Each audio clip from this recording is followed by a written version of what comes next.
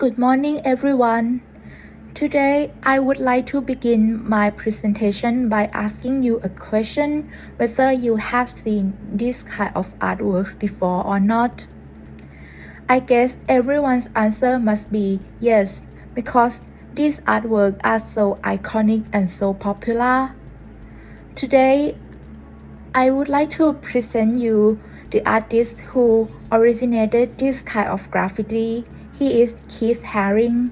Keith Haring was born and raised in Pennsylvania from 1958. There, he had developed drawing and cartooning skills from his father since a very young age. He later enrolled in the Ivy School of Professional Art, Pittsburgh in 1976, but dropped out after 2 semesters when he realized that he did not want to make commercial art. In 1978, he decided to move to New York City, where he joined the alternative art community, which is the group of artists creating and developing the art in locations outside gallery or museums such as street art and graffiti. There, he befriended many artists, including Jean-Michel Basquiat. It is worth noting that New York City during the time had a very bad social condition filled with poverty, bankruptcy, and problems with minority groups. Therefore, many young artists during the time often used this social problem as a subject matter in their public art. Inspired by Crystal and Andy Warhol, Haring wanted to create the art that is truly public, accessible to all types of audience, and to dissolve the boundary between high art in the gallery and low art. When it comes to Haring's works, his artworks can be separated roughly into 3 periods. First is his early works, which is a chalk drawings of figures, dogs, and symbols on the blank black canvas that cover the advertising spaces in New York City subways. Later, as Haring started to gain more popularity, he moved to the second period, which is public projects. He started to create more colorful and larger murals, as well as participating in many exhibitions, public projects both in the United States and international, doing animation as well as theater design. Haring was also commissioned for several advertising campaigns, such as for Swatch and for Absolute Vodka. In 1986, Haring opened Pop Shop, where he sold his works and other items at reasonable price in order to make his art more accessible to everyone. In one interview, Haring mentioned that Pop Shop was not aimed to commercialize his art like many people at the time criticized, but is to break down the barrier between high and low art. The last period of his works began after Haring, who was openly gay, was diagnosed with AIDS in 1988. His work started to focus heavily on political and social issues, especially drugs, safe sex, homosexual, and AIDS. During the 1980s, gay men with AIDS were highly stigmatized and ignored by the government. Haring used his artworks such as Rebel with Many Causes in 1989 to criticize and raise awareness. Haring stated in one interview that when AIDS became a reality in terms of my life, it started becoming a subject in my paintings. The more it affected my life, the more it affected my work. But regardless of his illness, Haring would continue to make art until his death in 1990 from AIDS-related complications. Haring's work contained the artistic style that are very iconic, including public artworks such as mural and graffiti about current social issues, spirit of the community, religion, and homoeroticism. His artwork drawn inspiration from primitive art such as the use of symbols to convey messages similar to hieroglyphics. Haring also used repetition of simple stylized shapes outlined in black and filled with bright colors and flowing lines. Haring's drawing is created in rapid rhythm. It is said that he could produce as many as 40 subway drawings in only one day.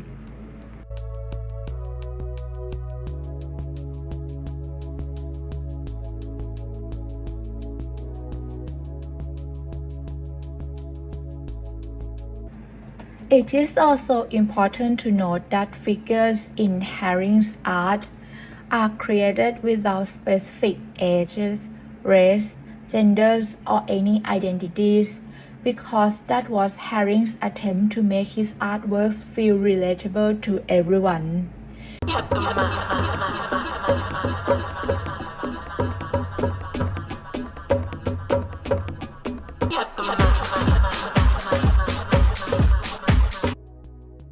It can be said that Haring's artwork represents simple and understandable message, but also contain abstract elements such as lines that fill the background that are open for personal interpretations.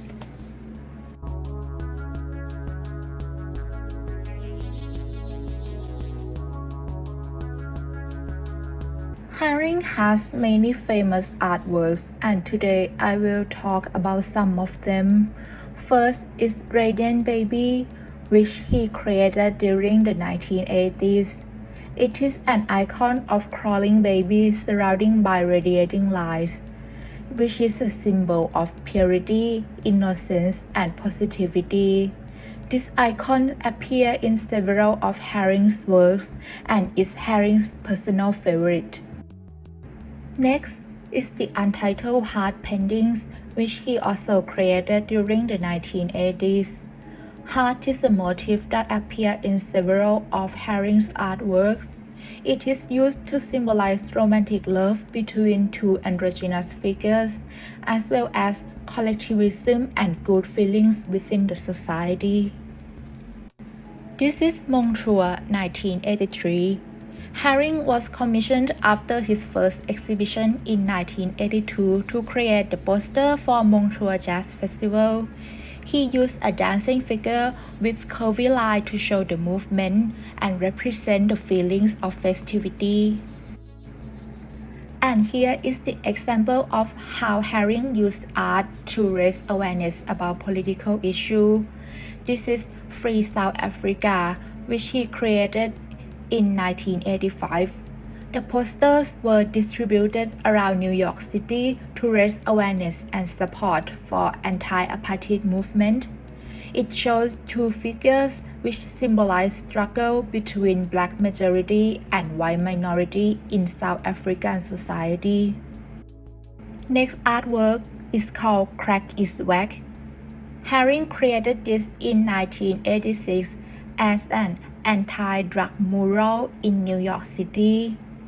Drug use was widespread among poor and working class during the time, and this art was meant to show the effect crack cocaine had on the users. Apart from mural and graffiti painting, Haring also used other mediums such as sculpture to represent his idea. This famous sculpture is called The Boxers. It was created in 1987 and is now placed in Berlin, Germany. It is an attempt to expand his art style into different forms, and Haring created public sculptures with the intention that they should harmonize both with the location and with the people who use it. It is also not size-specific. Next is some examples of Haring's later works. First is the artwork called Rebel with Many Causes, created in 1989. It is artwork in the style of three monkeys in Buddhism, means speak no evil, see no evil, and hear no evil. The purpose was to criticize government and people who ignore social issues at the time, especially AIDS crisis. And next is Ignorance Equal Fear in 1989. This is the poster designed for AIDS activist group, similar to Rebels with Many Causes, which was created in the same year. The art depicted here is the three monkeys to criticize public ignorance towards AIDS issues. Next is Barking Dog, which was created in 1990. It is a recognizable icon of a dog as a symbol for Haring's accessible art. This is inspired by Egyptian hieroglyphics to show that art is universal and understandable for everyone. And last but not least is Best Buddies from 1990s. It is one of Haring's final print before his death, showing two androgynous figures hugging each other. It has a simple, understandable meaning for every audience, showing acceptance and love, which is one of Haring's most important messages. Because his artwork are so popular and easy to understand, Keith Haring still has a long-lasting impact and legacy on pop culture until modern day. Haring himself has inspired many artists after him, such as famous graffiti artist Banksy, to create public artworks and present their homosexuality explicitly. Haring was also named as one of America's most famous artists and LGBTQ icon in history. June 28, 2019 is the 50th anniversary of the Stonewall riots in 1969. So we specifically wanted to do this exhibit at this time because it does bring back, the safe sex movement of the 1980s and the AIDS epidemic, also LGBT rights. So we wanted to bring all that together at this specific time. So I think that he would love where we are right now because it's changed so much in the past, 20 or 30 years. But there's still certainly places where he would want to make some changes. So I think he'd still be pushing and still be talking about his activism through his artwork. He also founded the Keith Haring Foundation in 1989. It's still working nowadays to support and provide funds for AIDS awareness and education through his profits. Haring's style still influences art, fashion, and many more. His estate has collaborated with many fashion brands such as Uniqlo, Adidas, and Coach. His artworks also remain popular and can still be seen and recognized widely.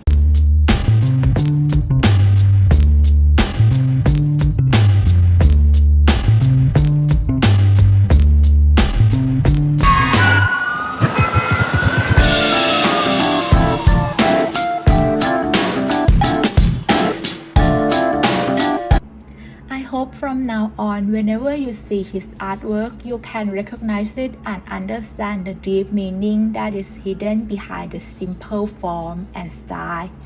Thank you.